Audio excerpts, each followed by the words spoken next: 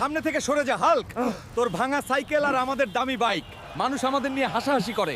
তোর সাথে আর আমাদের বন্ধুত্ব রাখা সম্ভব না। টাকা না থাকলে বন্ধুত্বের কোনো মূল্য নাই। আজ আমি একা, সবাই আমাকে অবহেলা করে, কিন্তু একদিন আমিও ধনী হব, আমিও দামি বাইক তুই চালাবো। স্যার, এই বাইকের দাম কত?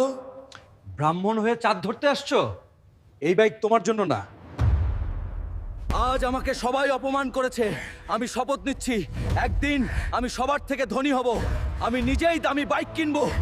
স্যার, আমি রেসলিং করব, আমার টাকার দরকার। সাবধানে থাকিস হাল্ক, এখানে ফাইটাররা খুব শক্তিশালী, তুই পারবি তো?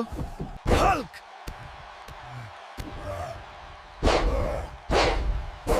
তুই তো এখনো অনেক কাঁচা খেলোয়াড় রে।